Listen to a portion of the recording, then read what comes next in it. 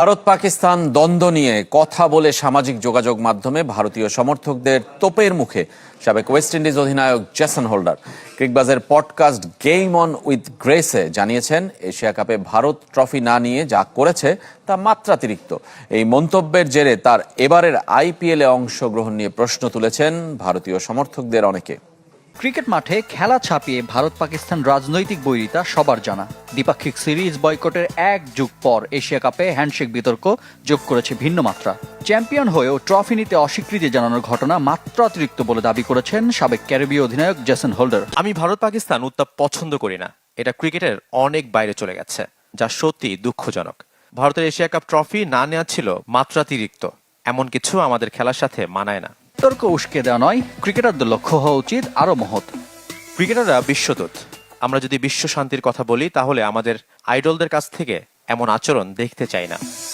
অখেলোয়াড় সুলভ আচরণ নিয়ে যেমন কথা বলেছেন, তেমনি হোল্ডারের বক্তব্যে উঠে এসেছে সাম্যের বার্তা। ভারত পাকিস্তান দুই দেশই শক্তিধর, তারা যদি মাঠে হাত মেলাতে পারে তাহলে ক্রিকেটের বাইরে অনেক বড় বার্তা যাবে। আইপিএলের এবারের মিনি নিলামে 7 কোটি রুপিতে হোল্ডারকে দলে ভিড়িয়েছে সাবেক চ্যাম্পিয়ন গুজরাট টাইটান্স। তবে ভারত পাকিস্তান ইস্যুতে তার মন্তব্যে এর মাঝেই সামাজিক যোগাযোগ মাধ্যমে আলোচনা শুরু করে দিয়েছে ভারতীয়রা। ঠিক একইভাবে মুস্তাফিজের বিপক্ষেও অনলাইন জনমতে সফল হয়েছিল কট্টর হিন্দুত্ববাদীরা। আইপিএলের নিলামে 9 কোটি 20 লাখ রুপির রেকর্ড মূল্যে মুস্তাফিজুর রহমানকে দলে নিয়েছিল কলকাতা নাইট রাইডার্স কেকেআর। কিন্তু মাঠের লড়াই শুরুর আগেই মাঠের বাইরের রাজনীতিতে উত্তপ্ত ক্রিকেট বিশ্ব। কোনো কারণ না জানিয়েই বিসিসিআই সচিব দেবজিৎ সাইকিয়া কেকেআরকে নির্দেশ দিয়েছেন মুস্তাফিজকে দল থেকে বাদ দিতে। কোনো বোর্ড মিটিং ছাড়াই এমন আকস্মিক সিদ্ধান্ত জন্ম দিয়েছে হাজারো প্রশ্নের।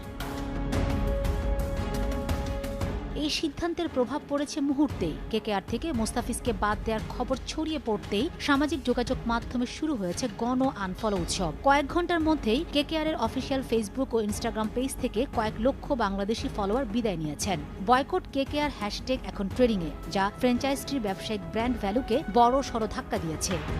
এই অপমানের জের ধরেই বিসিবি সাফ জানিয়ে দিয়েছে বিশ্বকাপে তারা ভারতে কোনো ম্যাচ খেলবে না। ইএসপিএন ক্রিক ইনফোর দাবি, আইসিসি স্পষ্ট জানিয়ে দিয়েছে খেলতে হলে ভারতেই যেতে হবে, অন্যথায় পয়েন্ট হারাতে হবে। যদিও বিসিবি বলছে আইসিসি এখনো এমন কোনো চরমপত্র বা আলটিমেটাম দেয়নি।